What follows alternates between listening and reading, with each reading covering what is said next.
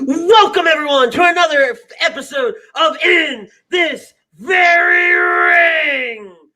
Don't adjust your dials. Don't check your calendars. That's right. It's a Friday night special. Why are we on Friday night? Well, we'll make it real simple for you. I'm on vacation. I don't want to have to be home tomorrow night. So, by the power of vacation, the fact that Butters now has Fridays off, here we are. Okay, so that just happened. Woohoo! For those of you that are new here, this chucklehead is Butters. I'm Ritz. We're here in our own Real Talk studios. We are brought to you each and every week, whether it's Friday or Saturday night, by our doc, Dr. Paul Vidal at Specialized Physical Therapy, LLC. You make sure you check out Dr. Paul Vidal and his entire staff at their 3 wonderful locations, Burlington, Cherry Hill, and Princeton, New Jersey. Can't make it to an office? Find them on the web, specializedphysicaltherapy.com.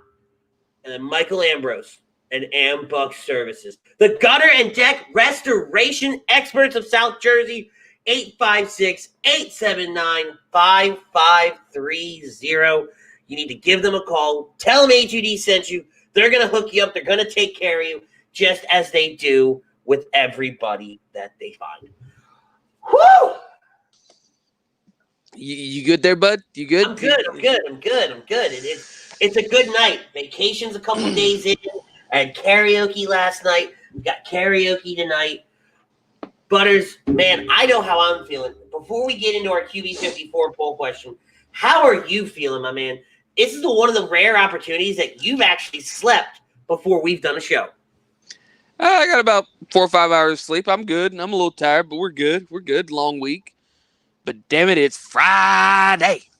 It's Friday. Woo! It's Hell in a Cell weekend. Smackdown is in just 2 hours.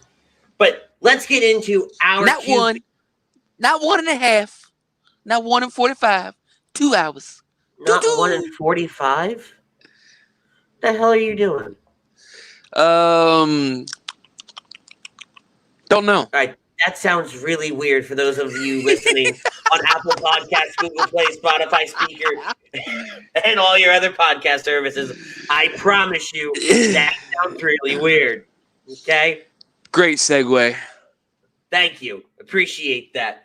But QB54, each and every week, they provide us our poll question. If you don't know what QB54 is, you got to be new here.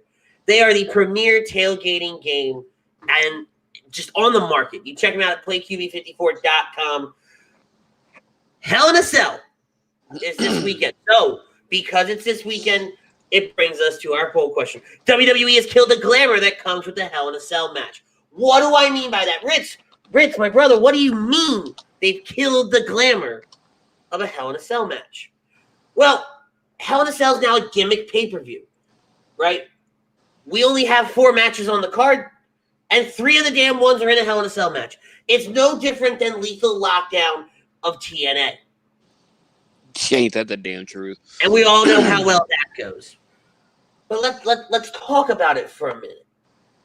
Having this pay-per-view and having so many Hell in a Cell matches in the month of October, because that's the only time they happen now, with the exception of, the random one at WrestleMania or whatever the case may be.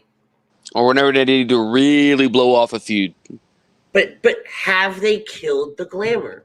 Have they killed what's made a Hell in a Cell match special? Butters, I throw it to you. Agree, disagree, lay it on me, my brother. Oh, time to spread the butter love. But no. This son of a bitch. Oh, man, I'm on the fence on this one. Yes and no. It's lost its glamour, yes. I mean, they've done it so much. Because like you said, used to it was just that once in a while. We could go, get it once a year for a little while. We might get it once every couple years. People were clamoring for Hell in a Cell so much. They're like, you know what? Let's put it on a pay-per-view, see what it does. And they only did 1 or 2. They only did a couple on the pay-per-view, and now it's like getting to be more and more, like you said. It's getting to be Lethal Lockdown. It's getting to be that every match must be inside the cell. Every match must be in hell. But I digress. Anyways. I kind of have to agree. It has lost a little of its luster. I mean, yes, the matches are good. The matches can be great. You get them fire feuds going on, like Sasha versus Bailey is going to be amazing in the cell. I can guarantee that one. The other two, not so much.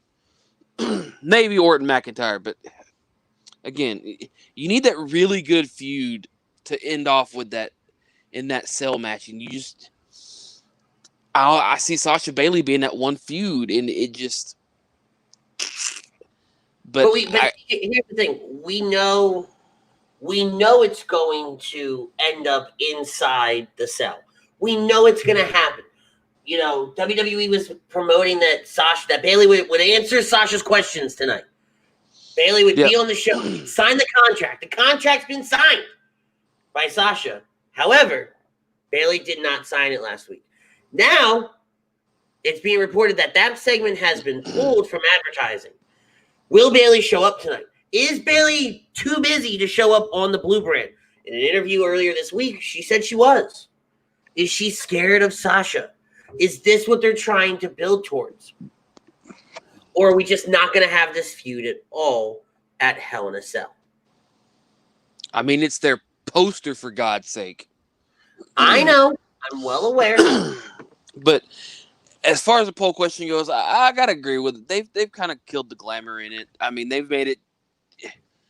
I'd rather go back to once a year or once every couple years of Hell in a Cell to truly make that feel special again. See, I have to agree. Right? I have to say that, you know what? WWE, they've gone ahead and they've killed it. They've killed the glamour that is a Hell in a Cell. But each and every year, there's that one Hell in a Cell match on the card. Or there's two. Where you sit back and as a fan, you're like, damn, that was good. That was like the Usos New Day, that tag team Hell in a Cell match from a few years ago. Becky, Charlotte, and Sasha. Mm-hmm. From 2016, I think it was. I actually have it right here. Hold on. No, I'm sorry. It was Sasha and Charlotte. There are always that one or two matches. But then you have a match like Seth Rollins versus The Fiend from last year. It made no sense as to how it ended. And it makes you want to take all your wrestling memorabilia, walk out into the back of your house, dig a hole, throw it in, grab lighter fluid, pour the lighter fluid over top of it, and set that whole son of a bitch on fire. And then your brain says no because you realize how much money you spent, and that just beat you. Exactly. Because money controls everything. And for me being who I am, I like money. All right, Ted. Speaking of Ted, last time Lazy Booking was here, which was last Thursday, they actually had WWE Hall of Famer, the $1 Million Man, Ted DiBiase, on their show. Oh, yeah. We got David Rosca chiming in. What's up, boys? Want to know when Lazy Booking is? David, Lazy Booking is typically on Tuesdays. I know last week they didn't do a show. There were some scheduling issues. And then Anthony chiming in, hey, guys, only 4 matches. I know, Anthony, it's crazy. Right? Here we are, right before Smackdown starts, right before Hell in a Cell weekend, and there's 4 matches. Does anybody else think that it's just like last year where they had all the time in the world and they said, screw you guys, we're not going to give you a card?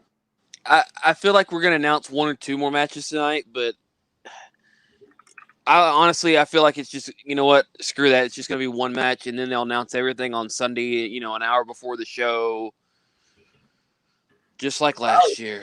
You'll see me throw things. I will legitimately throw things if that's what happens. And I'll be at work on my phone checking, going, yep, Ritz has lost his damn mind again. Oh, it's without fail, right? Because what does WWE like to do? Fuck with people. They like to make my life more difficult. I was really hoping Lana would have won Monday night, and I really wanted the Ritz Rage. All right, so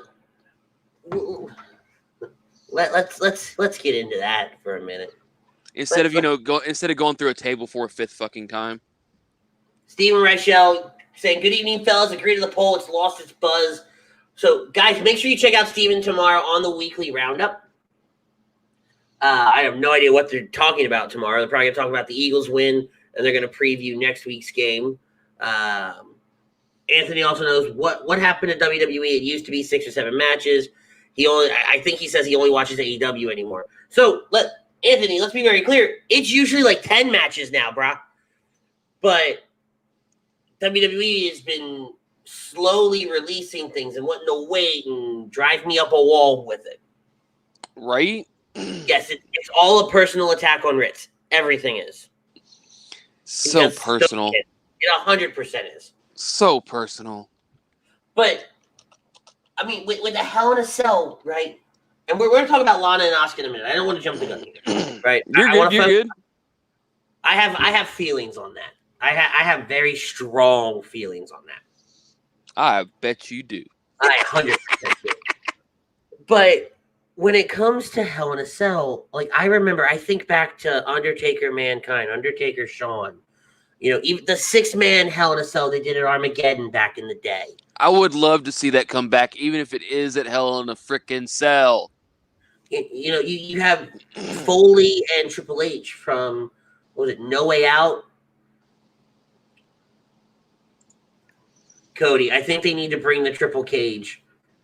This is your buddy, isn't it? Yep. Of course, it's your friend that says that. I could have been Malakovic. Guys, make sure you check out Greg on AM and the PM and agree to disagree. Lana through another table. Yep. Oh. Greg goes, wait, what day is it? Well, Greg, it's Friday. It's Friday. It's about 6:13 on the East Coast. And yes, we're on the air. Why? Because I'm on vacation. So, I see why they might have pulled the segment. Why? I mean, I don't know. It probably wouldn't, but, Bailey, I guess, gives Vince an ultimatum. We'll talk about that in a minute. Okay. Once we get to our SmackDown preview, we're going to talk about that. But no, I mean, man, I can't get my mind around how we're going to sit here and do a Hell in a Cell match and essentially put everything in, a Hell in a Cell pay-per-view, and essentially put everything inside the cell. That's like saying, we're going to do an Elimination Chamber pay-per-view, and every match will be contested in an Elimination Chamber. That'd be hard to pull off. I get it, right? We've got our, you typically have one title match in there. They did the women's tag titles in there once. They might, sometimes they do another tag title. There's usually 1 or 2 Elimination Chamber matches. But there's only 1 or 2. That's like saying at the Royal Rumble, we're going to have 4 Royal Rumble matches. We're going to have one for a shot at the men's title, the women's title, the U.S. title, the tag titles. Well, the mid-card title and the tag titles. Watch. I said it last week on the show that we were going to get a Jeff Hardy-Elias match. It happened. I said 2 weeks ago on this show that The Fiend was going to go to Raw. It happened. Okay? We are over here on In This Very Ring predicting the future. We are the prophets. We are the prophecy. Okay? So I'm going to call it now within the next 10 years because it gives myself a good enough window. The Royal Rumble will just be nothing but Royal Rumble matches. They will find a way to do it. Oh, Lord. Just like they'll find a way to make every match an Elimination Chamber match. We'll use up our entire roster if we got to do it. We'll figure a reason to have this match. Frank Vespi from The Fix chiming in. Hey, yo, sorry to bother you at work. Yeah, and all Hell in a Cell pay-per-view has really watered down the luster and the brutality of the match. And Frank hits the nail on the head just like everybody else in the comments has, right? I want to meet the person because I know there's somebody out there. I want to meet the person that says, no, the glamour's still there. It's still phenomenal. I want to meet that. It's an overly glorified cage match now. Exactly. It's no longer the Hell in a Cell. Let's end this feud between the Undertaker and Kane inside this cell. Let's do this between. It's like, if I wanted to watch a glorified cage match, I'd go back and watch some older cage matches. Ladies and gentlemen, the man of the hour is here. I say the man of the hour because, well, it's his damn company. The godfather of A2D Radio, Thomas Arnone, chiming in. My guys, what's going on, brother? And then we got Ted chiming in. WWE isn't TNA where the whole pay-per-view is the same match over and over. But it essentially is. A Hell in a Cell match is a rinse and repeat match. Yep. I mean, it's just a match. And of course, it's just a match with this gigantic troll who hasn't watched the current product in the last 6 weeks. Says the glamour's still there. It's still phenomenal. Hey, AJ, calm down over there. You don't have Mutombo behind you to protect you. Get away. Oh, I can't wait to talk about that big bastard either. But oh my God, these people. You know what? Screw it. Let's go right into this week in wrestling. Before we do that, Frank Vespi, thank goodness we don't have an all kennel from hell match. God, I hate you. I hate you. An all kennel from hell match? Did I really just hear that? You did. You 100% did. And Ted saying, no, it's not every single match isn't the same gimmick. No, you're right, but we're leaning towards that, Ted. We're going in that direction. I mean, right? they're slowly adding more and more Hell in a Cell matches each and every year to where it's eventually just going to be drop the cage, leave it there, and do it. You know what? And here's the other thing.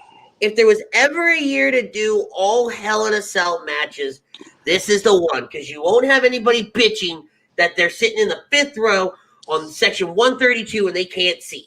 Yeah, you will. Yeah, you will. You have the people bitching that are on the monitors. Bite me. Nah, it's too far away. Oh, hey, look. It's another troll. The man, Tom Arnone. To the poll, I disagree. The 1 week this man disagrees. So I challenge you, Tom. I lay the challenge. Tell me, why haven't they killed it? Oh, my God. And Frank saying, an all-in-one particular match pay-per-view is just as bad as the one time The Price is Right did an all Plinko show. That episode killed the value of Plinko. Whoa, Frank. Don't you dare. Don't you dare speak ill of Plinko. I have very little things I hold very dear in my life. Plinko is one of those things that I hold incredibly near and dear to my heart, and you will not say that an all Plinko episode of The Price is Right devalued the game. Because you want to know why? That's one of my favorite episodes ever, you putz. We just went on a rant about Plinko. Okay. Real quick, for some reason it crossed my brain, and I don't know why I see this happening this Sunday. Tom says challenge not accepted. Because you talk, you mentioned something about, why not just leave the cell down? There we go.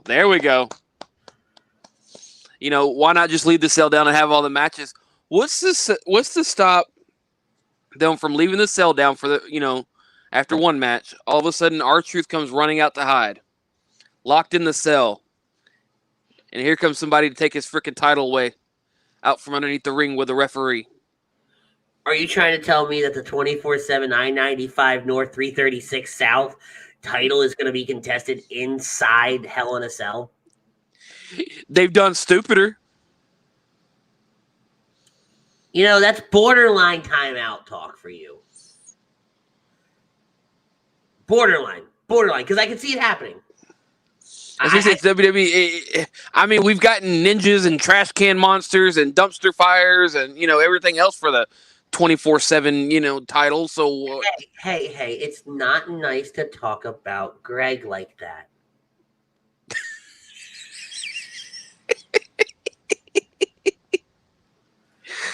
Ralph says, "Oh no, Undertaker again." So I'm not sure what he means by that. Maybe that's just standard Undertaker comment. But I mean, Ralph, are you talking about the whole Undertaker month on WWE, network that we're getting a whole month of the Undertaker leading up to Survivor Series? where it's supposed to celebrate 30 years of the Undertaker. Yep, making a special guest appearance. I'm okay with that. So, I mean, I'll take 30 days of the Undertaker on the WWE network. It's like the 25 days of Christmas. Exactly. Craig says, or truth hides atop the cell all night. Okay, actually, wait a minute. Back up. Wait. I'm actually all for it. I'm actually, if you go to the kickoff show and you see R-Truth just sitting on top of the cell, it's like, ha, nobody can get me up here. Ha, ha, ha, ha. And when the cell gets lowered for a match, he's sitting there going on in the ring, there are people trying to scale the Hell in a Cell, and you've got Truth up there with a kendo. Yeah, it's like defending Helm's Deep. See, it's not such a bad idea with a 24/7 title at Hell in a Cell, is it? Craig saying it's Ralph. Even he doesn't know what he's talking about.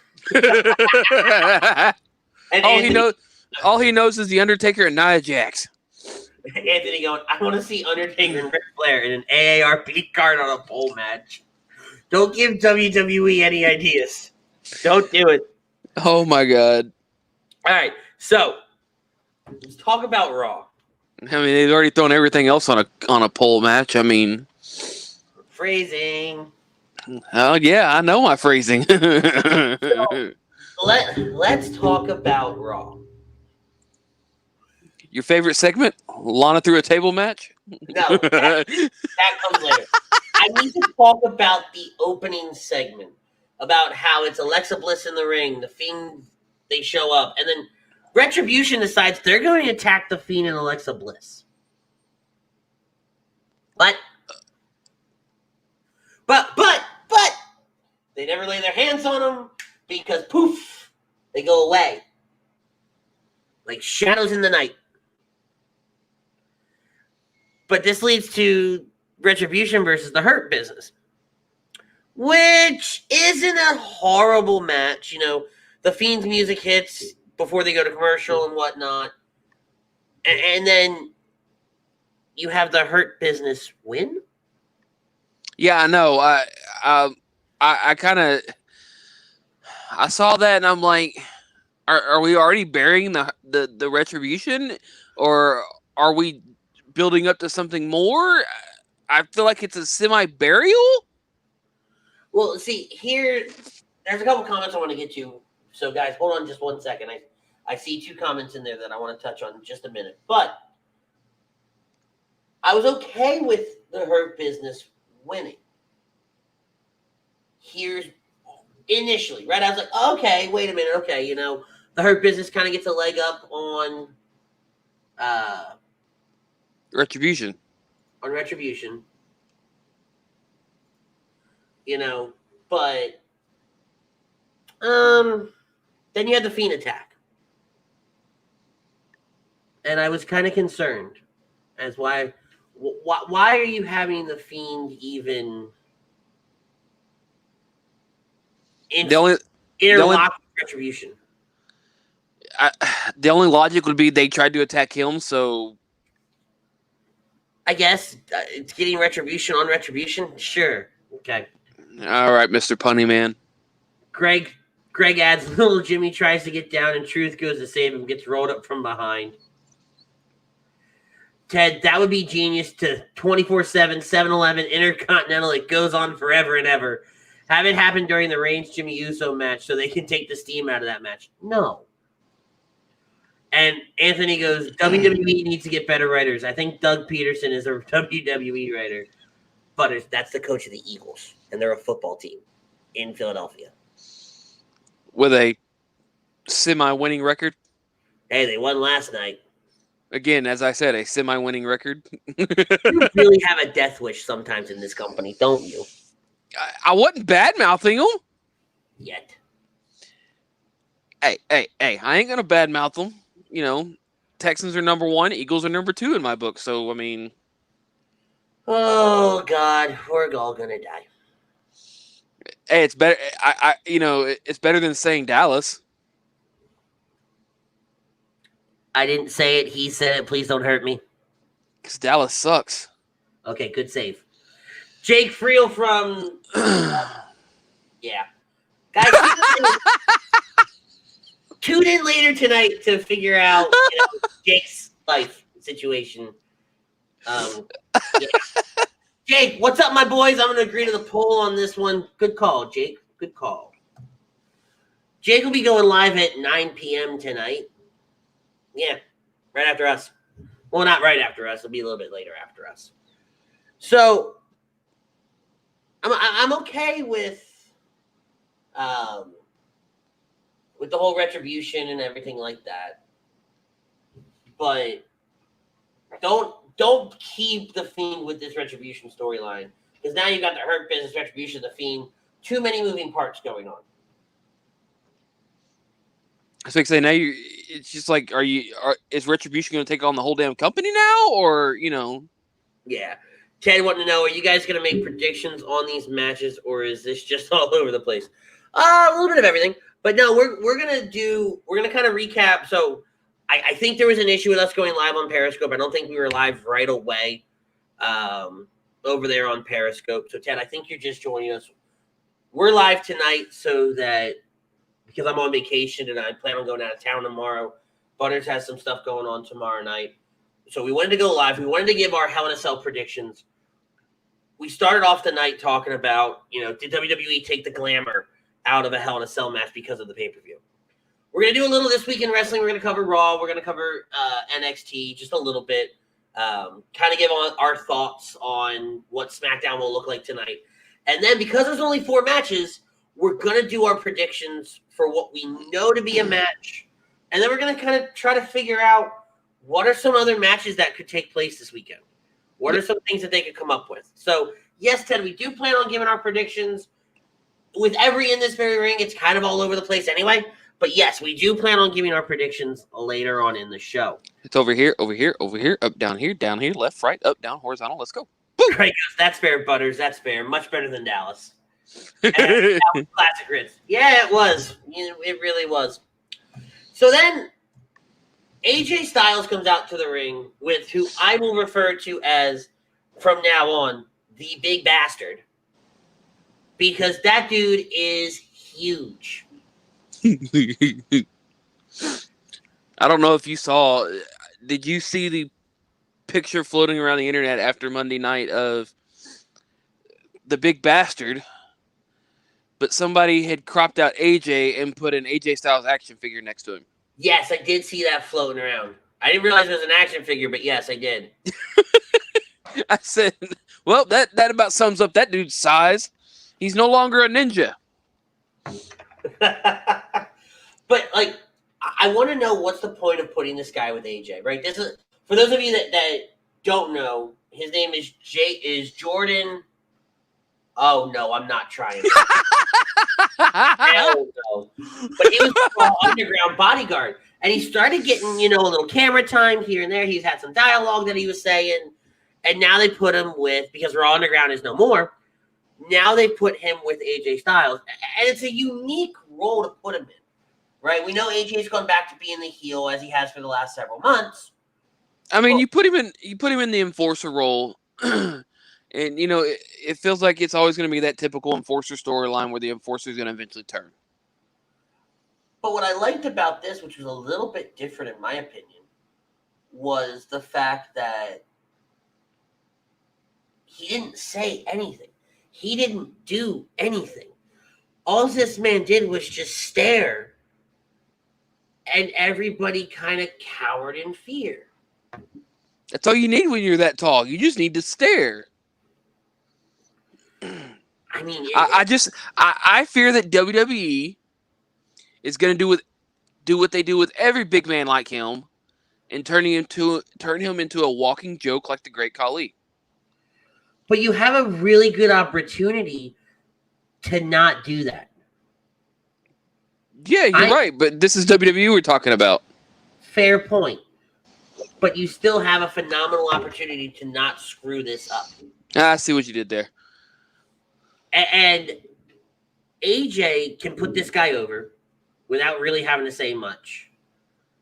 Because take a look at how it happened Monday night, where the ref looks up at him and goes, "Sir, Mr. Big Bastard, can you please leave the ring now?" And the guy just looks at him, and AJ goes, "I'm not telling him to get out of the ring." Like, AJ made that part better, in my opinion. But AJ fights Matt Riddle. AJ wins. There's a Drew McIntyre promo, which I like the Drew McIntyre promo in the back. I like how he admits the fact that he's never been in a Hell in a Cell match. Never. But he's not afraid of the Viper inside this Hell in a Cell match. The Viper's not going to stop him. Yeah. You know, and he tells Randy, "I'm coming for you." Which sets up and foreshadows what happens later that night. Oh boy, I'm scared. Anthony saying, "I hate Drew. I hate Drew having a title." I love Drew having the title. There are moments where I agree with Anthony. Or I don't think Drew should have the title anymore.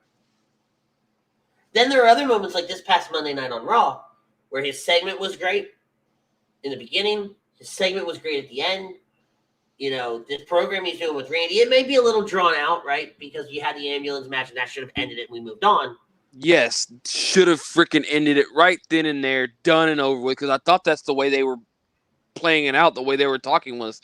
Now, I will say, having Randy come out and attack the Legends helps set this up. But I figured that would just set up some sort of Legends feud. Not a freaking. I'm going back after the title because I beat the hell out of some old men. I have a question. I might have an answer. Why did you go really super high-pitched voice there? Don't know. My brain just said do it. Okay. Well, I don't know if you should listen to your brain anymore. Oh, yeah. Okay. Weird things are happening. Butter that toast. Oh, yeah. But now let's get into my favorite match and yours. Asuka versus Lana for the Raw Women's Championship. Before I get on my soapbox, because yes, I have a soapbox big enough to hold me. Butters, tell me what you thought of this match. What, this 2-second match? This pathetic ass. This pathetic ass attempt at a match, because I was kind of hoping. For those of you listening to us, Anthony says Butters would be great on South Park. Oh my Butters God. was the inspiration for South Park. Who you kidding? So, please. But they hype this match up. They do the training videos with Liv. They do, I know it was only a week's notice, whatever. But you hype it up enough, you would think they would give her longer than a couple punches and a choke out. Tap out. Come the hell on. Unless I'm going to see a rematch at fucking Hell in a Cell. Don't give me this shitty ass, short ass match of Lana versus Asuka. I get it. Asuka's going to whoop Lana's ass, period. Don't get me wrong. Lana doesn't stand a chance because it's freaking Lana. I get it. Cool. But at least give me a decent fucking match. But you know what, though? So hold on. Before I truly do get on my soapbox, because the next two segments on Raw make me want to stand on the soapbox and hit people with the soapbox that I'm standing on. but let's break this down for a minute. Hold up. No. I'm just gonna say this one thing. To me, all this does is tell me it's a blow off, so that Asuka doesn't have to defend her title on Sunday. I will agree with that. I will give you that. But two things. One, Lana did a lot better than I anticipated. I imagined Lana, the way her booking has been, I imagined Lana charging Asuka kicking her teeth down her throat, and pinning her for a 1, 2, 3, all in about 10 seconds. That's how I envisioned this match last week. Yeah. But Lana put up a fight. They let Lana kind of fight a little. And to Asuka's credit, Asuka made Lana look pretty good as best as she could. There were a couple spots, there were a couple moments where Lana just kind of looked out of place. She missed her mark. Asuka was used to a lot faster paced matches, so Asuka missed her mark a couple of times. No fault of either woman, right? Yeah. But here's where I have the problem. Oh, boy. Okay? First of all, you're trying to tell me that Lana is a contender for the Raw Women's title. I'm going to say that again, just to make sure that I was heard. You're going to tell me that Lana is a contender for the Raw Women's title. Bullshit. Okay? That's number one. Number two. Hey, you know what? They gave it to Kelly. I mean, come on now. But Kelly could wrestle when they put it on her. Like, Kelly wasn't putting on horrible matches. Right? And Kelly evolved. She evolved from the stripper dancer thing that she was. Lana's trying to evolve. You want to go into timeout? I'm just saying. I mean, the woman has been put through a table 5 times. 5 consecutive times. Her and Booker T have 5 things in common. I mean, to me, it sounds like it's just going to lead up to a Lana versus Nia tables match. Okay. That was it. That's what got me to put him in timeout. You done? Oh, no. We're just getting started, Chuckles. Thought so. But I will say this. I was texting some of the guys and some of the different people I talked to when I watch wrestling. Because I actually watched Raw live this week. And I'm watching it, and at one point I said, oh my God, I think Lana just won the Raw Women's title. Because they let Lana get a 2 count. And I had this thought in my head. I said, all right, if Lana gets Asuka down and gets a 2 count, it's over. Right? If they let her get that far, this match is over. And it went 1, 2, and I went, oh, fuck. And then Asuka kicked out, and I went, okay. Yeah. Am I sitting here saying that I was pulling for Lana? Hell no. But I kind of wanted her to win just so that I could come on this show and start yelling and screaming. I was about to say after all that crying and bitching you did last week, you wanted her to win. Oh my God! I wasn't going to come on this show. I was hell bent. I didn't talk to Brad. I didn't talk to Rob. The only person that knew it was a possibility was Frank.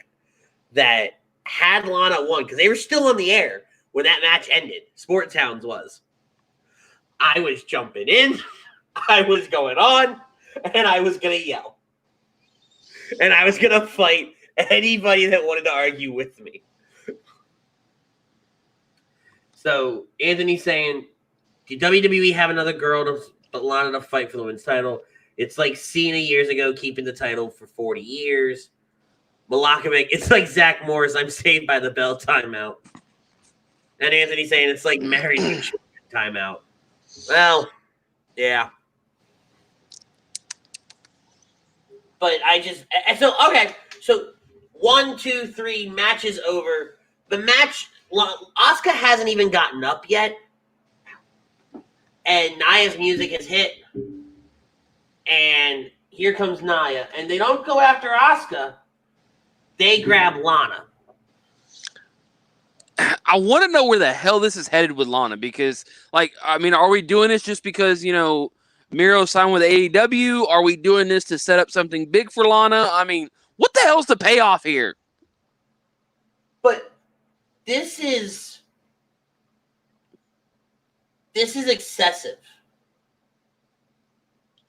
This is incredibly excessive for it to be Miro signing with AEW and what he's doing over there. This is something else. Ted wants to chime in. The Ritz kid said Bailey gave Vince an ultimatum. Can you expand on that? So, do you still have it pulled up? Because I know I told you we'd talk about it when we did the Friday night SmackDown preview. Yep. And who the hell is the Ritz kid? He's probably talking about me, even though you were the one that brought it up. But Ted's here every week, so we give Ted a lot of leeway. Gotcha. So, while you're doing that, Ted says there's no payoff, just like the hacker no payoff. You didn't watch Raw Monday night.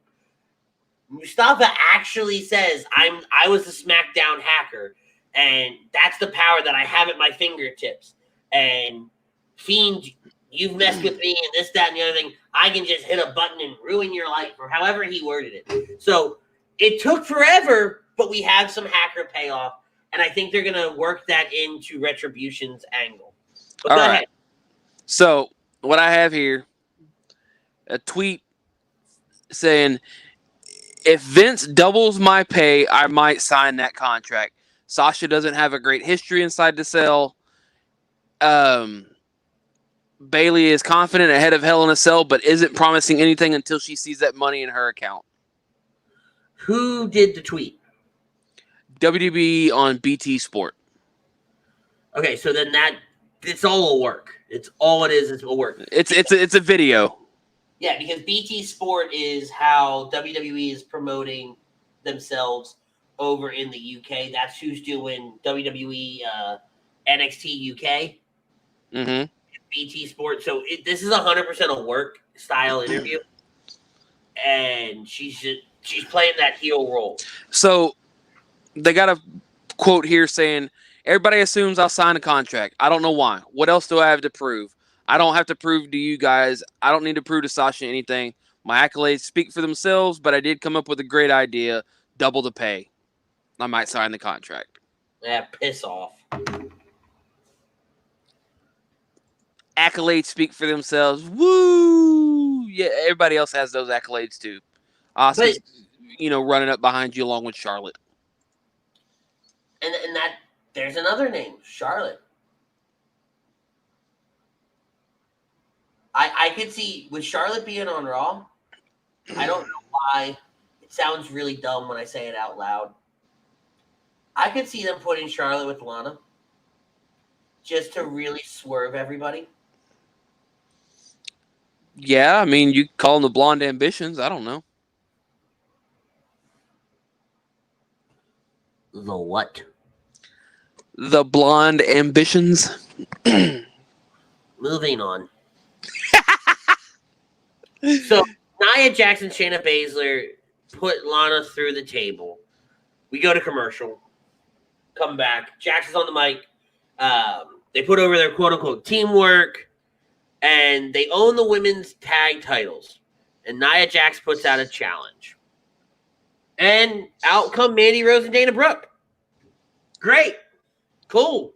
I love the dynamic between Mandy Rose and Dana Brooke. I've been a big Dana Brooke fan for a very long time. I think she's been, ever since her time with Charlotte, I think she was incredibly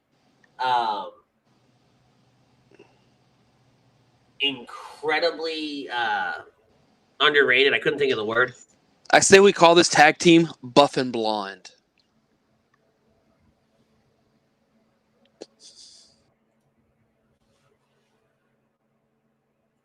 Greg saying, that isn't timeout worthy. That was terrible. No, because I knew he was going to say something dumber. What, you don't like buff and blonde? No! Why not? Because Dana's pretty buff. They're both blondes. Mandy's getting there. I hate you. Because you know I'm right. Oh, yeah. You're just stupid. What? You're a special kind of dumb. Tomato. Anyway, but anyway, I'm okay with Mandy Rose and Dana Brooke coming out. They've been getting a couple wins, right? They're climbing that ladder. And then Lacey Evans' music hits. And I don't hate this, right? And these are my live reactions. This is like Lacey's music starts playing. I'm like, all right, cool, Lacey's coming out. Wait, why is Lacey coming out? Right? Who is Lacey tagging with? What the hell is going on? And then, because, well, WWE doesn't know what they're doing, they send out Peyton Royce to tag with Lacey. And these two are acting like there's been a conversation about it, and this, that, and the other thing. Nobody ever saw the conversation happen. Nobody ever saw, the fact that they're teaming together. They just show up. Typical WWE writing. Let's throw something together and hope everybody gets it. And they're trying to one-up each other just like Shayna and Nia are. Right? It makes no sense. And Greg hits the nail on the head. Why are they throwing Peyton back into a tag team after breaking up the Iconics? I don't know. It doesn't make any sense. Because they've got nothing for her. I can guarantee it. Just like half these other people on the roster they're not using, they've got nothing for them, and I don't understand why. You got a plethora of writers in the back. You should be able to write something for somebody at any given time. Exactly. Bring back Freddie Prinze Jr. He knew what he was doing. Bring back Freddie. Bring back Paul. Bring back, any and everybody. Call the tag team Power and Glory. We're going to put that one in the decent pile. Yours, Butters, sucked. But we're going to put Anthony's Power and Glory team name in the decent pile. Okay. Oh, you're just bitter because people are smarter than you. And again, it doesn't take much. They just need to have, the education of a third grader. I have a high school education, thank you. Yeah, I graduated. Yeah, last week. I graduated. I was there. I got my education. And Ted saying, here's an idea, focus on different characters each show, not the same people and over and over. And I said, but he's right, because I said it, I don't remember if it was one of the roundtables we did with Lazy Booking. And I mentioned how I really like what NXT was doing at the time, where it seemed like every week they had different people on the show. And you were kind of building two different storylines. Well, not two different storylines, but multiple different storylines over the course of 2 weeks. So it'd be show A, show B, show A, show B, show A, show B kind of dynamic, right? Because we knew they were taping, so you're just taping a shit ton of stuff and creating episodes out of it. Right? But then you have stuff like this where Dana and Mandy, they're getting exposure. Mandy had exposure, right? She had exposure over on SmackDown with all the Sonya stuff and the Otis stuff, and fine. This has been a good year for Mandy Rose. Dana, this is helping Dana. But I don't get the Lacey Peyton thing. I'm cool because they're on TV, right? End of the day, I don't care. They're on TV. I feel like they needed another tag team to throw in there because they just split up Lana and Natty. So, oh no! But wait, Johnny, tell them what's behind door number 3. It's the Riot Squad. Yeah, they came out. Drafted to SmackDown. So don't tell me they needed another team. The Riot Squad came out. Right, but you're sitting there saying that we put Lacey and Peyton together because we needed another team. They just stole one from SmackDown. You don't need No. This was billed as their last match on Raw. I don't care. But what I'm getting at, what I'm getting at is you had the Riot Squad, you had Dana and Mandy's team, and then they just didn't have any other women's tag team. Then don't put one in. It's real simple. They're just trying to show off Nia and Shayna's power. Bring on as much handed to them the first half of the match. It's not the point. They're trying to do a thing. It's Vince. He's trying to do a thing. Stop. It's not the point. So hold on. We're gonna rewind. We're gonna hit play. And you said they were trying to show off Nia and Shayna's power. Okay. Put that here. Okay. I said they got their asses kicked the first part of that match. Mm-hmm. And then you said that's not the point. But isn't your point to show off their power? But they got their asses handed to them. So it is a point. Okay, it is a point, but still, it's typical tag team mastery match, typical whatever the hell you want to call it. Use your words. It's a typical tag match. You beat down on the powerful people for a little bit, and then they come and overpower your ass. But that's fine. You want to do that, that's fine. But you don't need to have Peyton and Lacey in that match. It doesn't win a fatal 4-way match. If you're going to own the tag division, if you're going to sit there and say that you own the tag division, then fight established tag teams. You and I both know damn well Vince hates tag teams. He doesn't care how a tag match is paid. I don't care. You still have a division. So if you have a division, here we go, okay? You fight Mandy and Dana. You fight the Riot Squad. Okay? I don't need you to put a bunch of women's names in a hat, pull 2 out and say, hey, you're the 4th team in there.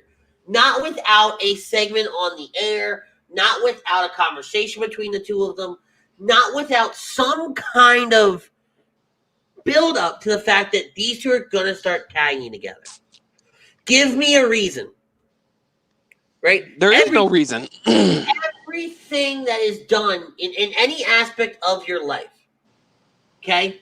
No matter what it is, from as simple as getting up and tying your shoes before you leave the house to buying a car. It's kind of hard for me to tie my shoes when my shoes have no laces. I swear to Christ.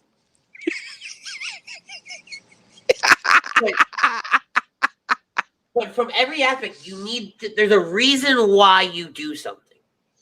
Nah. It's WWE. They don't have a reason. They never had a reason. No. That I'm sorry. I can't justify that anymore. I can't allow that to be the answer anymore. I'm the first one that'll say, you know what? It's WWE logic. It doesn't make sense to the rest of the world, but screw it. We're gonna let it happen. But they're never going to make sense, though. They're never going to make sense. They're always going to throw that random-ass element that never makes sense, and they're never going to explain it. But here's the thing. I challenge and I argue that. Okay? Because, like we see, perfect example, with the hacker storyline. Okay? It was random. It was different. We didn't know what to make of it. We eventually started just classifying it as a joke. As something dumb, right? Because it never went anywhere other than the time they exposed Sonya and Dolph's plan to split up Mandy and Otis. Right? Well, yeah, because they didn't have anything for it because of COVID. But now, but still, right? It was a random thing that just started happening. Okay? Now we have some clarification. Now it's Mustafa Ali. Now it's Retribution's. Yeah, you have something to tie it to. Okay. But to take, and I think here's why I get so mad. Because I see Anthony telling me to calm down. One, I'm not going to calm down, right? I understand it won't be the same it will never be the same like it used to be. The wrestling's changed since 10 years ago. I completely understand that. You're here every week. You know I understand that. Here's what drives me so far up the wall about this particular segment. It's twofold. One, I'm a very huge Lacey and Peyton fan. I think they're fantastic in the ring. I like the characters that they play. I like them inside and outside of the ring. Okay? Two, you just split up the Iconics. Right? If the Iconics didn't split up and this was Lacey and somebody else, I don't think I'm this mad. I mean, you could have.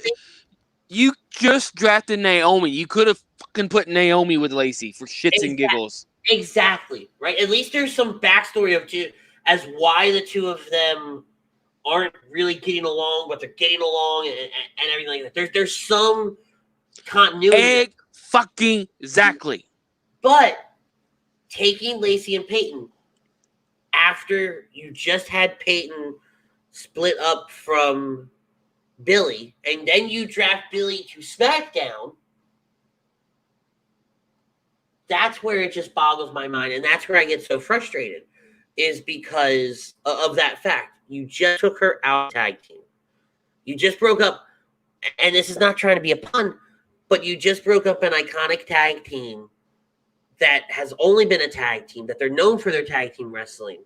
And in a time where you should have put the rocket ship on Peyton, shot her to the moon, and let her start a feud with Asuka, you decide to put her in a blow-off tag team match with Lacey.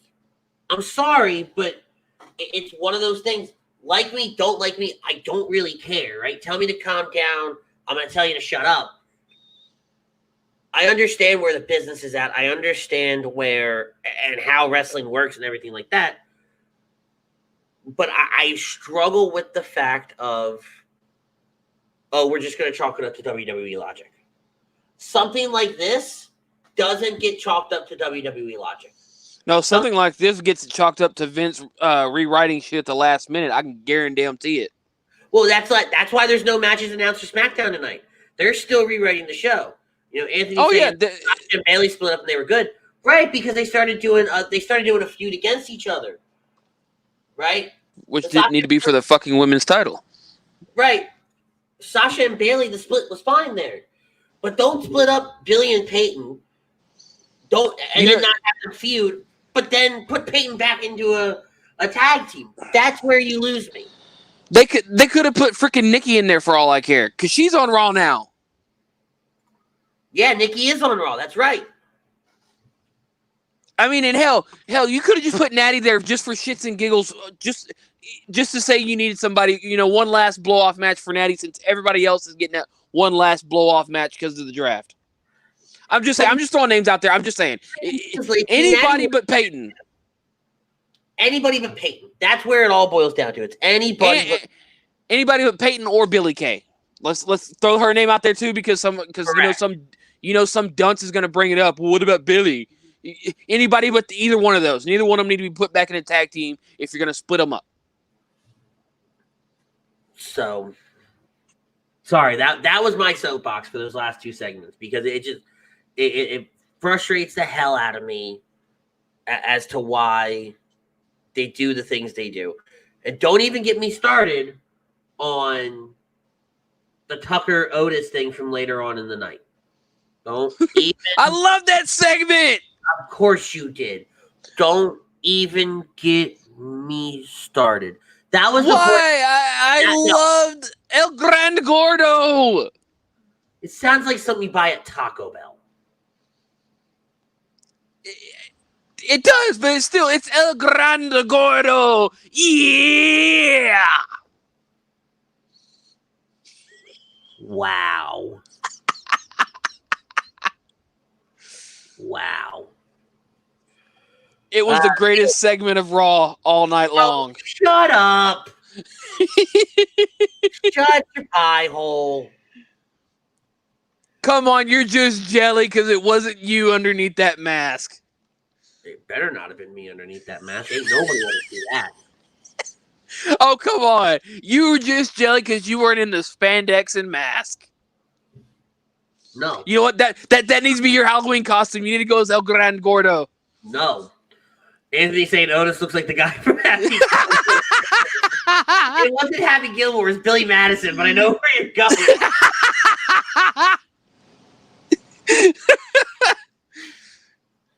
The Elias Is it too late to find me some spandex? Yes, it is. The Elias concert wasn't bad, though. I didn't hate that. But then again, I've been missing Elias. It sets up a good feud with Jeff. I'll take it. But I called it. There's a blow-off match in Hell in a Cell.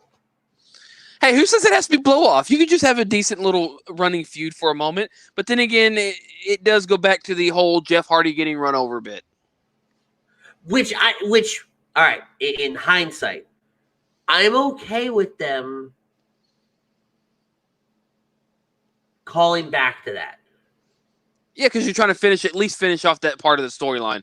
Because I think they would have eventually got to it if Elias hadn't got injured. Exactly. So now we can, and it's a fresh feud. It's a fresh feud between Jeff and Elias. It's a fresh feud for all, when all you're seeing is the same shit, just moved to different brands after the draft. Which we talked about last week. So, go watch our show last week and you'll understand what we're talking about. But I refuse to talk about the whole Tucker, El Gran Gordo. No. It's because you're jelly. It wasn't you in the outfit. Let me tell you something. I'm going to speak on behalf of every other wrestling fan in the entire world. Everybody here at HUD Radio, everybody here in the state of Texas, in the state of Pennsylvania, New Jersey, hell, all 50 states. Ain't nobody want to see me in spandex and a mask. I promise you. It'd be hilarious. Fuck no, it wouldn't. I'd give you $5. Add like 3 zeros onto that. Oh, come on. I figured a little bit of money would have got you. Why? Why is that? Why would a little bit of money work? I don't know, damn it. You're always talking about money. I'm not going there with you on the air. I don't need people to make me sound like I'm, You're not going to do what? Go where with... I'm not going at that route because I don't want people to think I'm racist. That's not a race thing. To some people it is. Anyway, let's do you realize what year we're in? Do you realize what year we're in? Which is why we're going straight to the Firefly Funhouse. Probably, it was a good segment, the Firefly Funhouse. Yeah, it really was. The only thing I didn't like that Alexa came right at the end. I would have liked her to have a little bit more interaction in there. But that just sets up Alexa for future fun houses. That's all it's going to do. Right. It's a teaser. She's there to tease the boys. Okay, come on now. But it was great. This was the best segment on Raw. Nah. Well, this is the best storyline on Raw, though. This is the best storyline in WWE. So I'll give you that. I'll give you that. But as far as the segment on Raw, the best, that wasn't the best segment on Raw. I really liked it though, and I think it's just because I really like what they've done with this Fiend Alexa thing, to where it hasn't gotten stale. Yeah, where a lot of other stuff they do gets stale pretty quickly. Keith Lee versus Braun Strowman. So I missed the Firefly Funhouse and I missed the Keith Lee Braun Strowman thing. I didn't watch the Firefly Funhouse thing back later. I still haven't watched Braun Strowman Keith Lee. I feel like this is going to be. I feel like we're going to get a rematch at Hell in a Cell. Because, Keith Lee talking about how, he has awakened the dragon. The monsters met the dragon. So, maybe we'll get, the monster versus the dragon at Hell in a Cell. But reading how this match went, I'm glad I missed it. Because this is another match that would have just made me mad. Two guys that you know, Two big guys. two big guys that should be in different positions right now. And we have a match that ends with a kick to the dick. No, wasn't a kick to the dick. It was a head to the dick. Oh, I'm sorry. But, and you know, Keith Lee kicking Strowman in the nuts and the whole monster meet the dragon. No. Strowman hit Keith Lee in the nuts. Okay, I'm gonna read this off to you. Okay. I guess I missed that part then. Okay. Post match, Lee is livid. He kicks Strowman in the nuts, saying, "Monster meet the dragon. You've tangled with the wrong man." I'm reading it right here. I missed that part. Okay. Well, hell up and let me finish. Quit trying to correct me, because if you haven't figured it out by now, you're never right.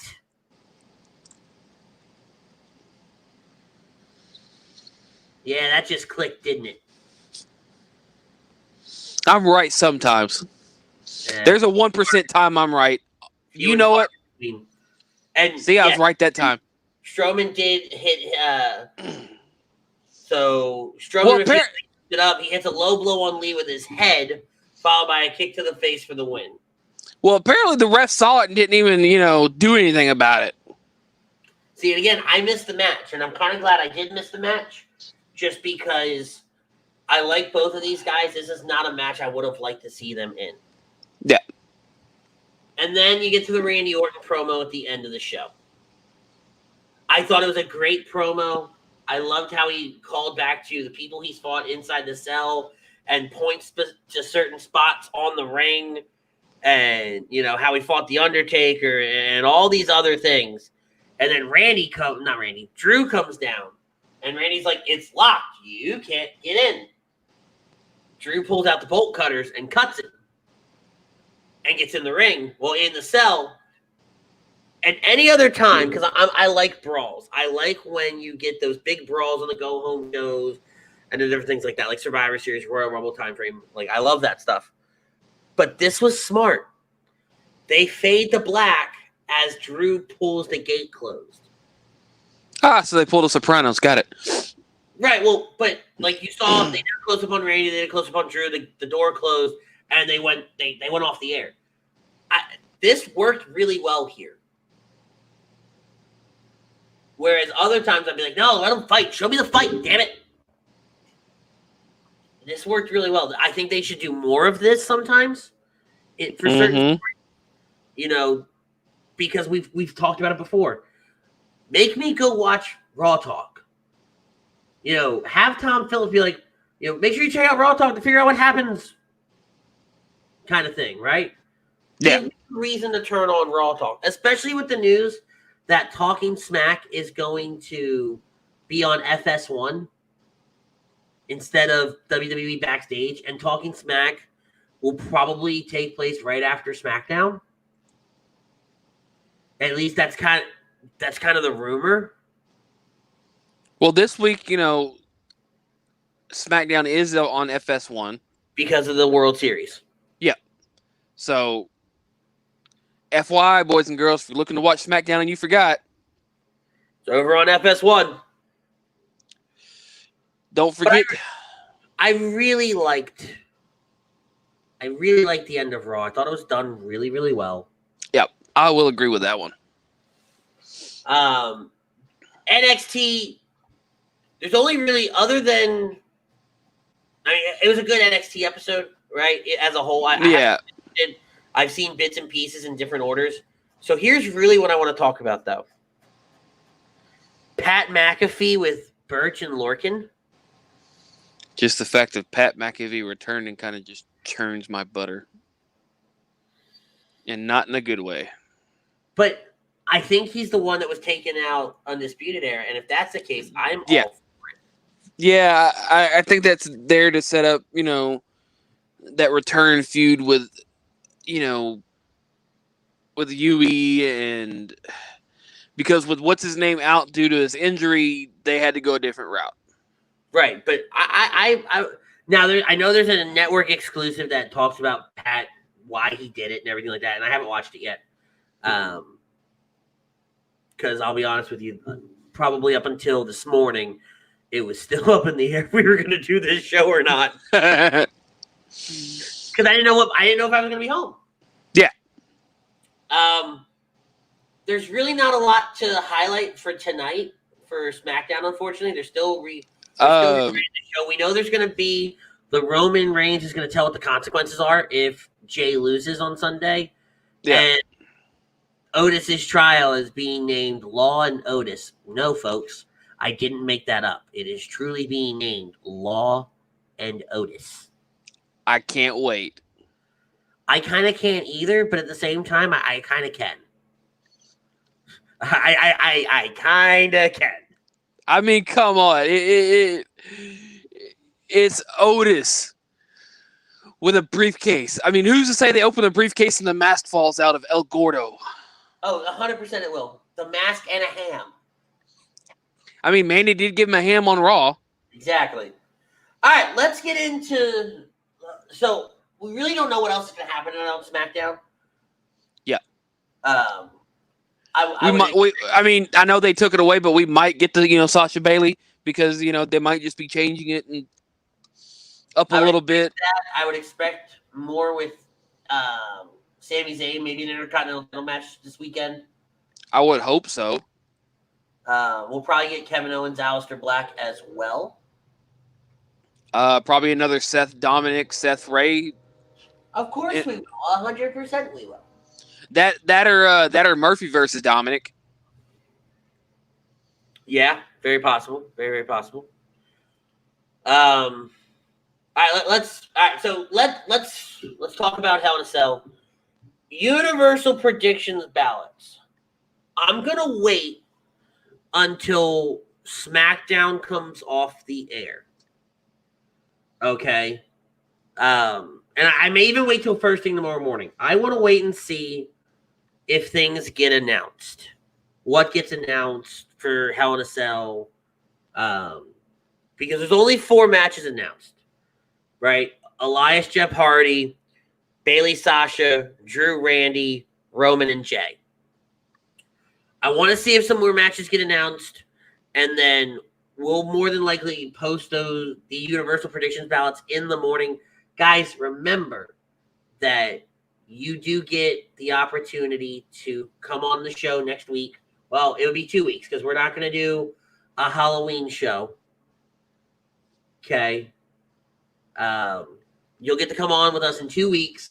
You'll get to talk Hell in a Cell. You get to talk Halloween Havoc from NXT this Wednesday.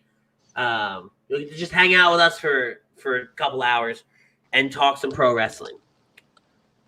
That being said, okay, let's do our predictions right now. All right? So, Butters, Elias, Jeff Hardy. Elias, I'd have to say Jeff. I mean, this is that blow-off feud that,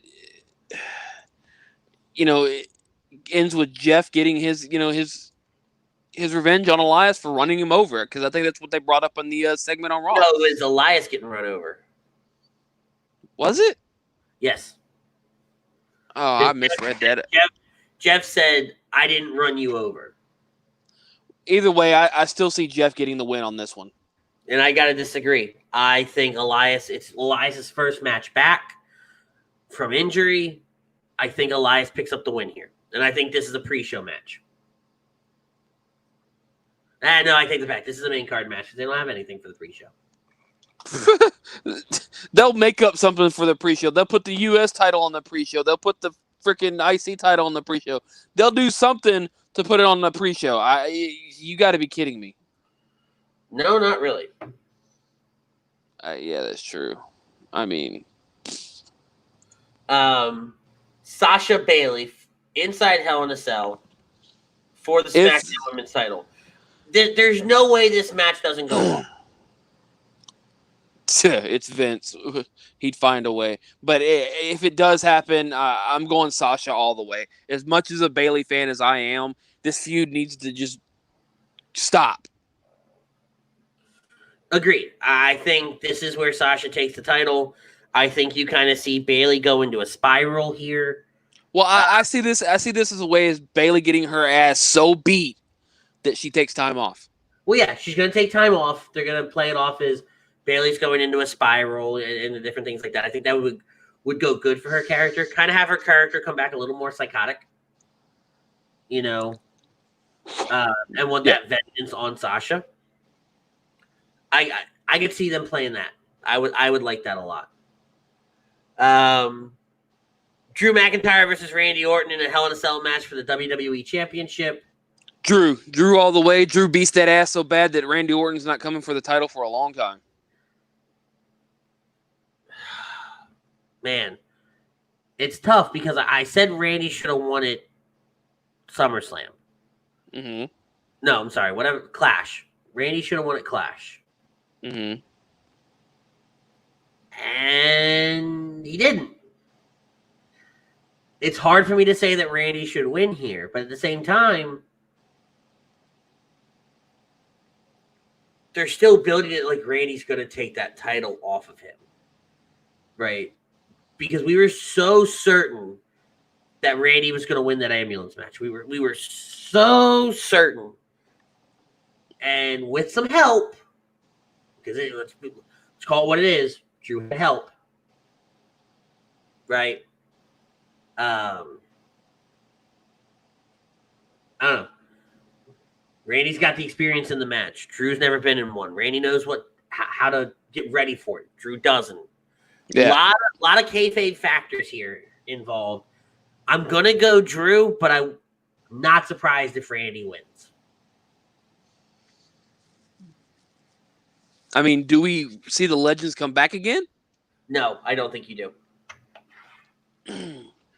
And then Roman Reigns versus Jey Uso for the Universal title in the very first ever Hell in a Cell I Quit match. So, as much as I would love to see Jey win it just for shits and giggles, we all know Roman's winning it. You know, and more likely once he announces this, the punishment stipulations or whatever you want to call it tonight, we'll definitely guarantee that, you know, Roman will be winning it. But, you know, I just want Jey to win it just for shits and giggles. I really do. I really like Jey. I like him as a singles competitor. You know, so even if you have to give it back to Roman in a rematch, I don't care. No, and I see where you're going with that, right?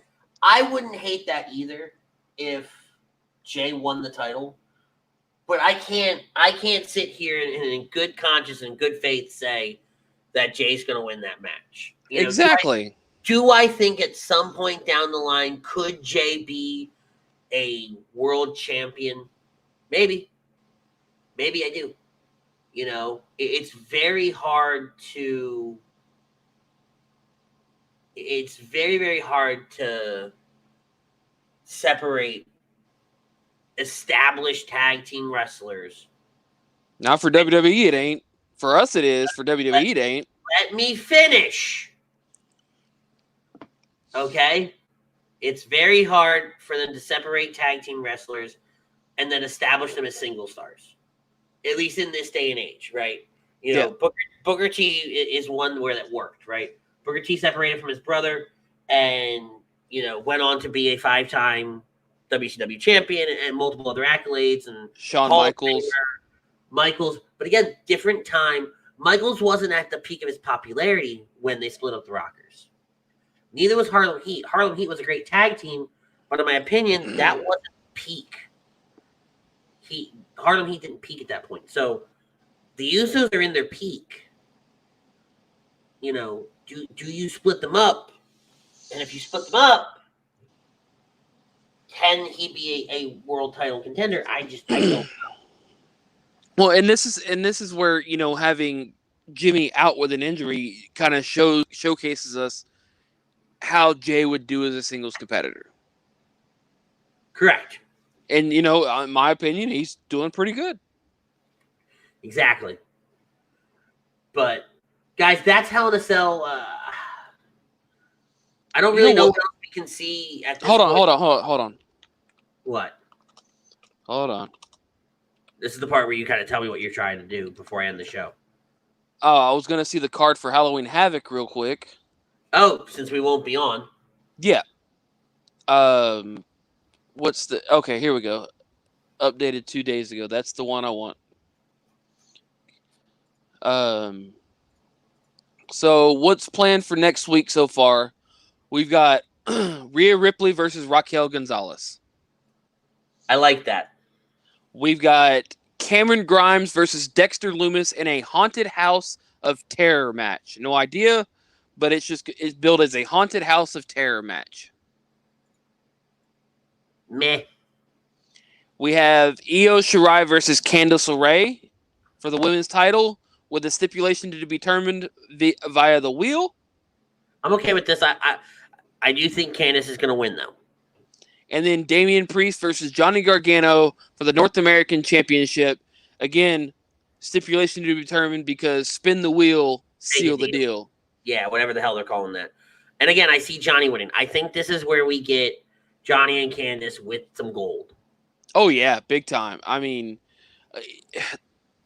you get the Mr. and Mrs. of NXT, and it's like, give them the gold for a little bit. Let them get cocky, let them get, and then lose the titles. No, and then pull that and tease that tension between, the two of them going, you cost me my title, you cost me my title. Yeah, no, I can see that definitely playing out. But that'll be for our show in 2 weeks. Because, guys, we will not be back on the air until November. We're going to miss, I think it's going to be November 7th is when we're back on the air. Because I am not doing a show on Halloween. I'll tell you right now, it's gonna be too crazy, and we're not doing a show on Halloween. So we will be back in 2 weeks.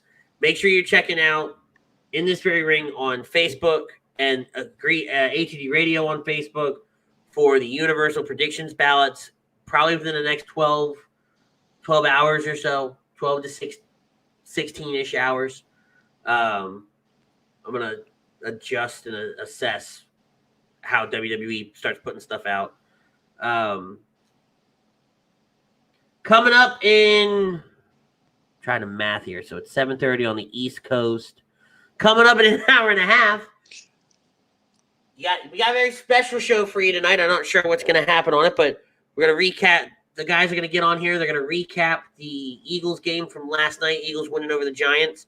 Kicking It Stateside and Weekly Roundup will be live tomorrow. Agree to Disagree will be live on Sunday. Don't forget, we're also going to be live from All Campus with ESPN Radio Sunday morning. Yeah, I think they're still going to be live Sunday morning, even though the game was last night, I think. Well, it's supposed to be for the whole month of October. Oh, Lord. Right? Yeah. I'm not part of those conversations. Because remember, wrestling guy. Oh, yeah. But Agree to Disagree on Sunday. Sports Sounds on Monday. Birds of a Feather on Tuesday. The Fix in the PM on Wednesday. Lazy Booking on Tuesday. Agree to the Fix in the PM, AM in the PM, whatever we're calling the Wednesday night gang. The Wednesday night delight. I don't know. Yeah, the Wednesday night delight. Birds of a Feather and Hockey. Happy Hour Thursday. And yeah, that takes you right back to Friday. Guys, enjoy Hell in a Cell this weekend. Enjoy Halloween. We enjoy Halloween Havoc. We will see you in 2 weeks' time. This was another episode of In This Very Ring. We got to thank our sponsors, Dr. Paul Vidal at Specialized Physical Therapy, LLC. Check him out on the web at specializedphysicaltherapy.com. He's got 3 locations at Burlington, Cherry Hill, and Princeton, New Jersey. Also, Michael Ambrose and Ambuck Services, 856-879-5530. They are your gutter and deck restoration experts of South Jersey. Play QB54 brought us our poll question at playqb54.com, the best tailgating game in the business. And Philly Drinkers. Philly Drinkers, they have all the fall stuff, all the A2D stuff. Check them out at phillydrinkers.com/A2D radio for the entire collection. You can get this shirt, that hat. Guys, thank you so much for joining us on this very, very special Friday night edition of In This Very Ring. We will see you in 2 weeks' time. We out. Peace. Tell someone you love them.